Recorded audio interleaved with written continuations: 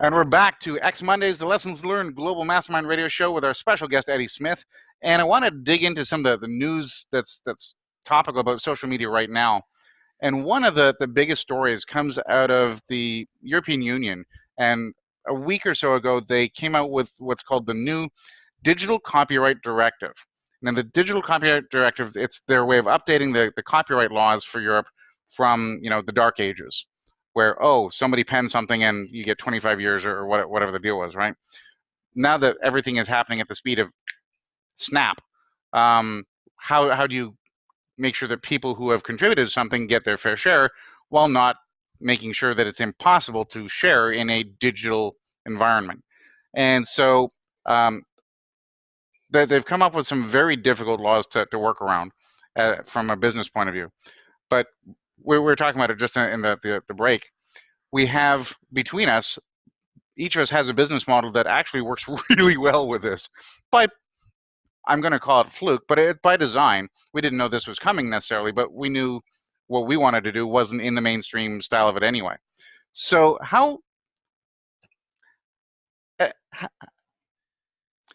for those who are not really strong on your social networks of choice, the Instagrams, the Snapchats, that kind of stuff, how does that compare to working in Facebook and Facebook marketing?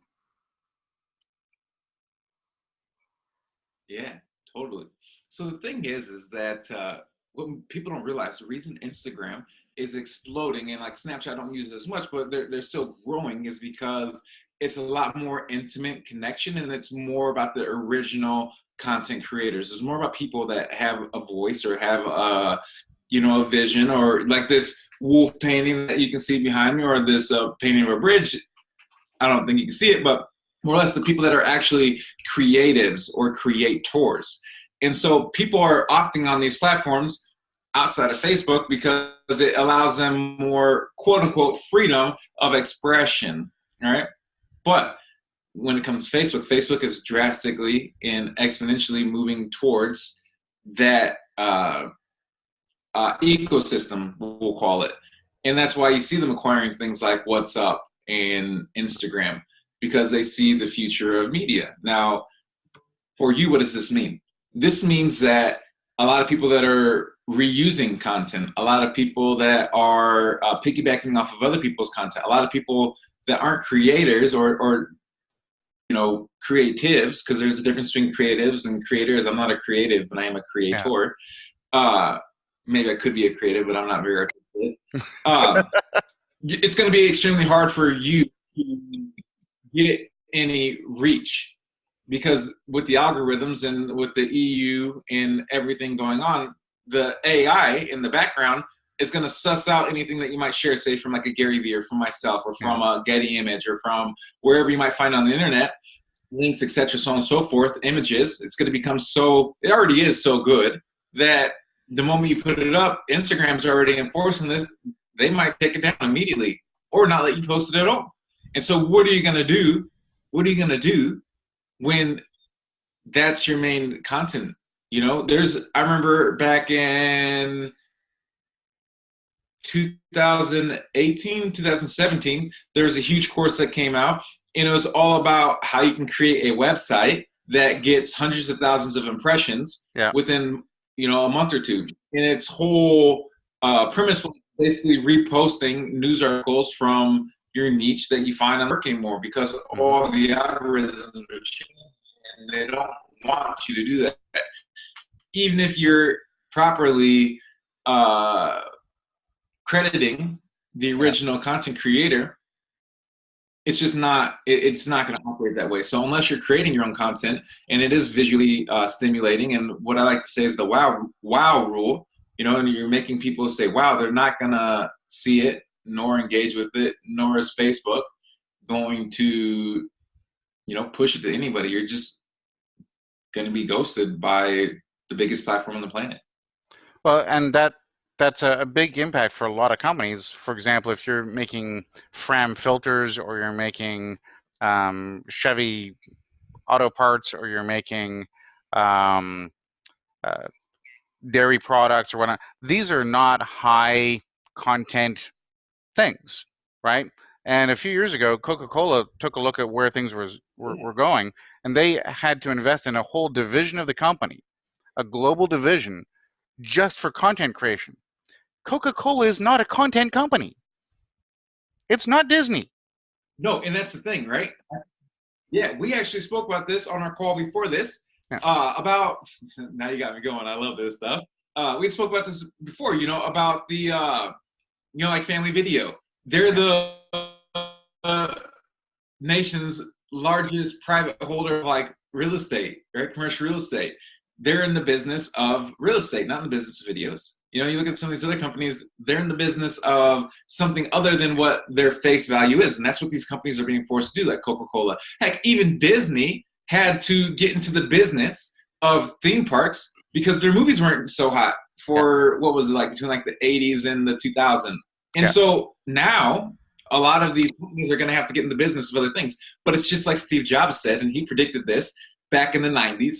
He said, listen, if you want to move the masses, if you want, and it's an amazing interview, I don't remember exactly what he said, but basically, if you want to catch the public's attention, you got to create an experience, just like with those Got Milk campaigns back in the day, right? The milk mustache and all the stories, and that's how they got people to drink milk. Now they say milk's bad for you, but whatever, we won't even go there. If you look at Apple commercials, I love Apple commercials because what they do is they sell the experience, they sell the emotion, they create the content. So Apple, they sell devices, but really what they're doing is they're selling an experience, they're selling an ecosystem, they're selling a culture, right? And so this is something that I've really been obsessed with since like 2009 when I first started my business, and I was helping one of my original mentors, and he told me about the concept of, and he's way ahead of his time now that I think about it, the concept of creating a lifestyle brand, creating a lifestyle business, a movement, right? And so I've used this theory and this ideology not only to help people build physical product-based businesses, like one of my friends, she was a paralegal, and she was making these flower headbands in her living room. And I was like, yo, like, what are you doing? And she's like, oh, I just like wearing these, like I go to these music festivals and I wear these. And I was like, you realize it's a business, right? And she's like, what? And I was like, yeah, you could make money off of this. She's like, well, how? Who's going to buy these? It's like, you've got to turn it into a lifestyle. You've got to tap into that feeling of community and culture. And, this is going to blow up, especially with the way that the EDM and house music and music festival culture is expanding. I was like, if you get into this now and you turn this into a movement, right, like the Flower Child Revolution, people will buy into this. Yeah. And so what happened? She did that. She started mass producing them. She's been a VIP at Coachella. She goes to all the music festivals, and she quit her job as a paralegal, making like $65,000 plus. She has a single mom. And that's really how you're going to be able to capitalize. You've got to be able to put together that emotion and that creativeness and that feeling of connectedness, because that's what people want. But also because big business and governments are cracking down on copyright, they're cracking down on fake news, and they're cracking down on anybody that ultimately is pretending to be somebody they're not. I describe it a little differently. So, for example, if you're using stock photos and you're using stock audio and whatnot, a lot of that is because that is not your skill set. This is not where you are. That's not where your business is. And so you're trying to find the easiest ways to go from what you do to what your audience needs. That's cool. That's fine. That's great. And we've advocated it where it's appropriate at times. The challenge is the bar is now being shifted. And it's being shifted a lot, not a little bit, a lot. And so when you talk about algorithms and you're talking about all these businesses who have spent tens and hundreds of thousands of dollars getting their Facebook fan page followers and their Twitter followers and their LinkedIn followers, and less than 2% of people are even seeing what they post. Yeah. Then what they post, now they're going to get slapped around for because it doesn't fit this checkbox or that checkbox. Now we're talking about businesses who are not just going to get punished in social media, they're going to get punished in SEO. Yeah. Because social media is the social proof that SEO uses for part of its algorithm. So you're not just losing in the social war, you're losing on the SEO war. And for a lot of local businesses, that's your death knell. Right? You need that social engagement for that to work, But if those social platforms are saying, you've got to do everything yourself, can you imagine most restaurateurs actually taking the time to sit there and put out the plates and every day photograph more food? And you want me to be completely transparent? Yeah. I don't feel bad for him, right? Because your listeners are probably going to hate me after I say this, all right? But this is the deal, all right? We're human beings, and for far too long, we've gotten away with doing very little when it comes to consumers and when it comes to advertising and marketing. We've got a huge past. Okay, you don't have to sit there and photograph food all day. That's so boring. Who wants to look at food? Yeah, it looks good the first time, right? But what about the story? What about the experience that you're selling when they come to your restaurant? I go to this little Mexican joint right down the street from my house, not because they've got good pictures of food, but because I enjoy the experience. So if you cannot articulate the experience, say even for like a plumber, I could go on, you could throw any example at me and I can spin it into a way that they can become more creative and really get more business. This is what I help people do, right? Is create that experience, online, offline, doesn't matter. But say even for a plumber, you're a plumber and you're listening to this and you're like, well, Eddie, how am I going to do that? I can't take pictures of toilets. All right, well, here's the deal. You've got two plumbers, right? You've got one plumber that is $100 flat and you've got another plumber that's $50 an hour, right? The plumber that's $100 flat, it's going to take him 3 days to get that job done, all right? He's going to come in, he's going to track the mud in, he's going to have to go make trips to the store, he's going to be in your house, you're going to see butt crack, whatever, like, it's going to be like a horrible experience for yourself, but it was $100. Then you got the plumber, comes in, he has the little booties, puts them on, has a nice tool truck, comes in, gets the job done. Maybe you paid an extra $50 because it took him 3 hours, but it got done in the first day. He even improved it from what it was prior. And, here you are, that's your story. And that's how you articulate, hey, I was on this job the other day, and this is what happened on the job. They had a cat, and the cat kept messing with me, scratching on my arm when I was trying to get behind the toilet. And then I found out that they actually had this, so I had to fix that, this, and this. But you know what? This is what happened. And people are going to buy that. They're like, wow, I want that plumber because they can handle adversity versus the plumber. It's like, hey, here's a picture of a Vector plumber, that says $100. Yeah, it's you're articulating the reason for our existence. Really? I mean, that's what we do with our customers. The point I was getting at, though, is more from the point of view of entrepreneurship is hard. Employment is hard. But being an employee is hard. Being an entrepreneur is hard. Pick your hard. But now we're taking that hard and we're jacking it up. Yeah. Because now we're taking a part that you were never trained for in most of these businesses. It was never part of your anything to be a content creator. In fact, a lot of people went into things like the trades because they couldn't spell to save their lives. And now you're asking them to put articles together and videos and scripts. Yeah. And that's true. They can't spell, right? Yeah. And I'm not saying that's true of all the industry. That's not the whole point. But I'm saying that is where a lot of people were directed because they weren't going on to university. They weren't going on to the PhD track and whatnot. And now you're asking them to be videographers and Gary Vaynerchuks. And this is not their skill set. Now, can we help them? Yes. Can they be competitive? Yes. But it's not them. It's not in their control anymore. It's part of somebody else's experience, and now they have to delegate and they have to bring people in. They have to. This is different. It's not bad. It was like an attack on small medium businesses. Yeah, and it's like we haven't had enough of those over the last 70 years, right? We need more. Just give us more pain, more thresholds to beat. But that the reality is, I think, and you're making this point very eloquently, that the reason small business is going to thrive through this is because they're being held to that standard, and the big businesses really can't. Yeah. That the super big businesses really can't live to that standard.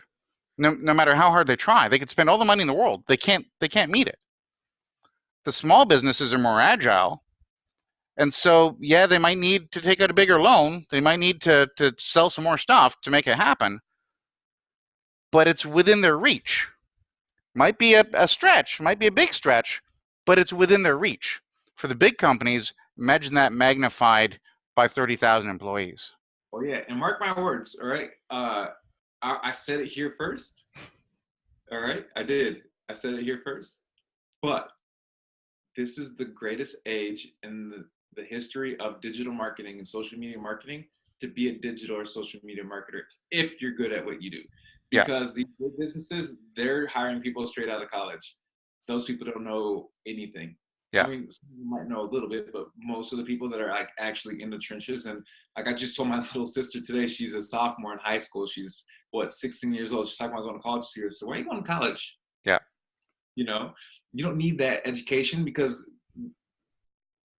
there's so many other ways that you can go about it and learn more on the streets. Not on the streets, but whatever, you know what Yeah, I'm saying. but we've had interns with MBAs who have, on their first day on the job, learned more from me than they have through their entire educational career, and they're just gobsmacked, absolutely gobsmacked. So yeah, I totally get it. Yeah, it's the greatest time to ever be one, and everyone's saying so saturated, so saturated. But just wait, because these huge corporations, they're not going to hire you. We already know that. Yeah. But with these huge corporations, like you just said, with like 30,000 employees, they have, you know, towns full of employees. Mm-hmm. The thing is that they can take all this copyrighted material off of their websites, and they can reduce all of their things. But it only takes one to get them in the hot water. Yeah. Whereas a small business, they can go hire a social media marketer for $1,500 a month. Maybe they take out a loan to do it, whatever. But that person is going to help them bring that out of them. Yeah. And so if you're somebody that's doing social digital media marketing and you're thinking to saturate it, just wait and become really good at what you do, because all these small, medium-sized businesses, all these local businesses, they're going to need you soon. And they're going to come home, and everybody's going to be able to find opportunity, because small, medium businesses make up the majority of commerce. It's just that we don't see it because big businesses have such a monopoly on the media. And well, we'll get into that a little later. There's some really interesting data from 2013 that I'll catch up on. But right now we're going to take a quick little break. When we come back, we're going to get into the real power of Instagram and how somebody who doesn't photograph food for a living can make that kick butt and take names. Again, this is Chris Kerr with X Mondays, the Lessons Learned radio show, and we'll be right back after this break.